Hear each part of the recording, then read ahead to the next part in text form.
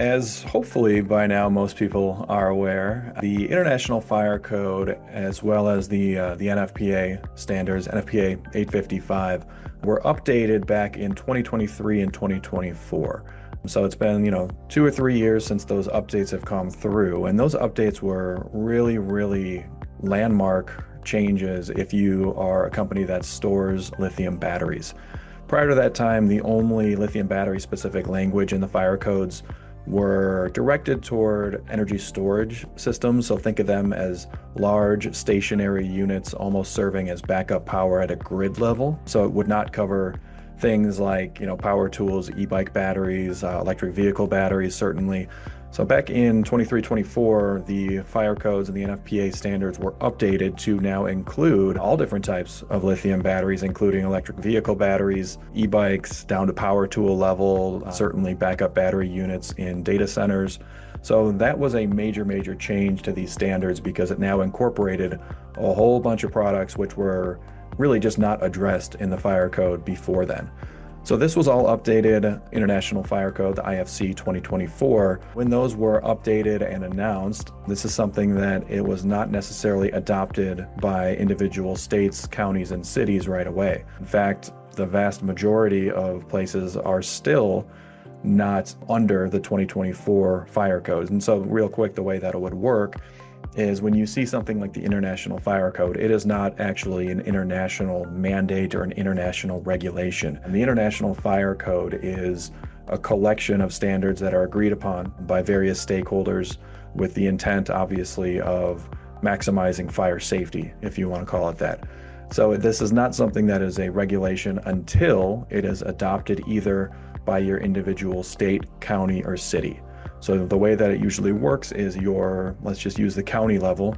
Every X amount of years, the county is going to go review their standards and say, well, we're going to now incorporate the 2024 code as law that applies within our county.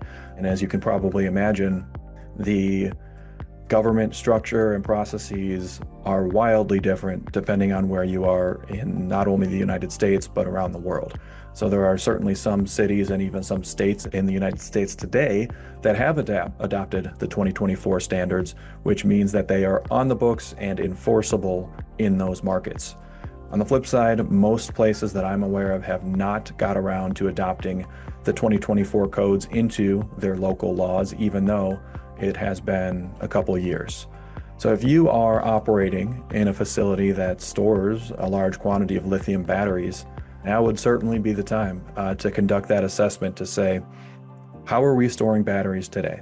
How does that compare to what's in the 2024 codes? At the highest of high levels, people storing batteries, unless you meet some of the specific exceptions, there are going to be requirements to have things like operational permits, which just means that your local fire department, your local fire marshal would need to come on site, inspect, and approve the operation in terms of storage safety.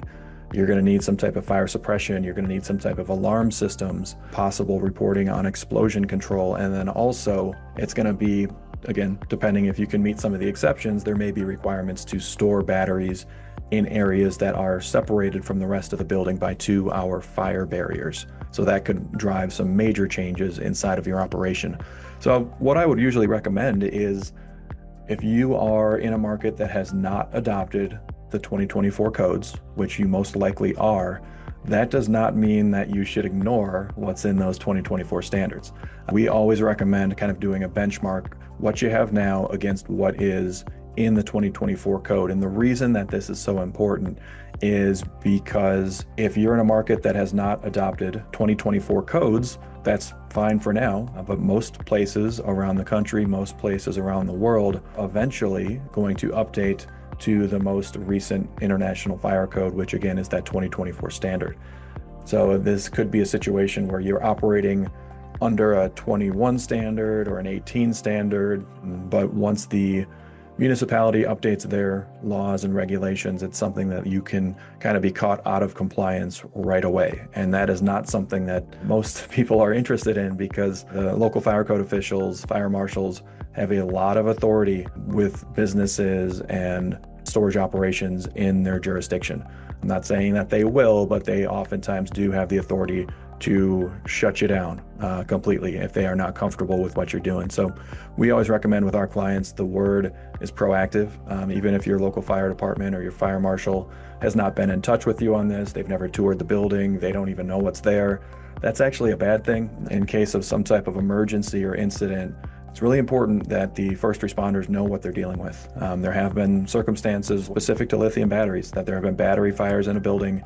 First responders arrived, and because they didn't know the hazards that they were facing, it took them a long time to enter the building and actually respond to the fire. So being proactive is really, really important in this world in terms of going to your local fire code official, sometimes they're called the AHJ, the authority having jurisdiction, and present them and say, here's how we are planning to store our lithium batteries, here's our fire suppression systems, here's our explosion control analysis, here's our alarms or alert systems, and present it to them and say, this meets current 2024 International Fire Code standards. And for the most part, at least the fire marshals that we've worked with are very appreciative and understanding, and at least in all the cases we've been involved with, approve those type of storage plans. So it's usually better to be able to approach the local fire code official to say, here's our plan, here's why it meets current standards, and oftentimes you can get that approval. Whereas the other way, if you're not proactive, you're reactive. Now, instead of doing that analysis internally, you're waiting for your next appointment with the fire code official or the fire department. They come on site, they look around, they say, why do you have so many batteries? Where's your sprinklers? Where's your alarm systems?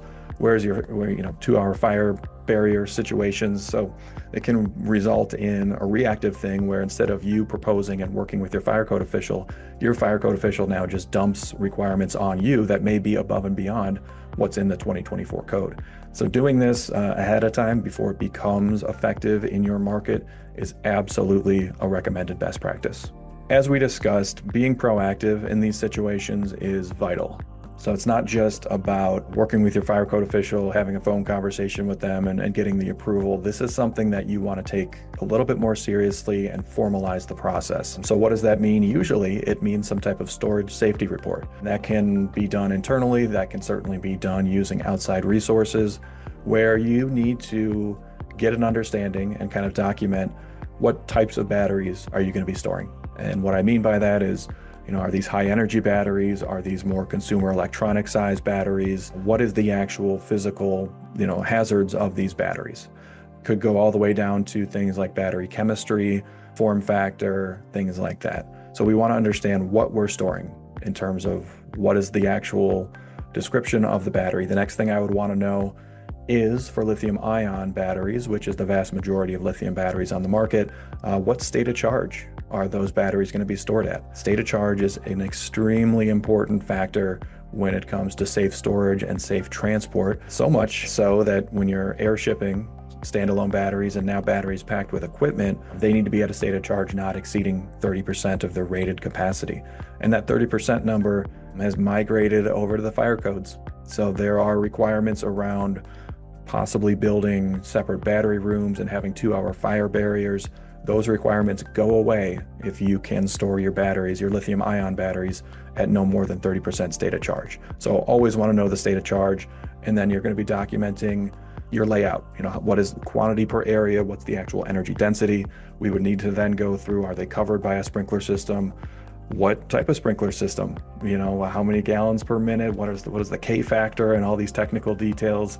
And then you need to go through what kind of smoke alarms or fire rating or fire detection systems that you have in place, and then hopefully providing them some explosion control analysis, which is for most companies not really something that comes up as a major risk, especially if you're in a well-ventilated facility. But when lithium batteries go to thermal runaway, they do produce a lot of off-gas, and part of that off-gas contains flammable hydrocarbons.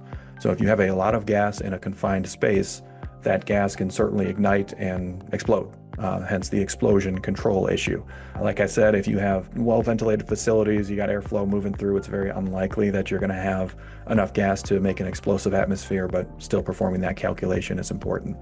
So that's what we would recommend, is kind of that, battery storage safety report. Here's what we have, how we're storing it, here's how it meets or hopefully exceeds the International Fire Code standards and presenting that in a clear package to your local fire code official is the best way for success.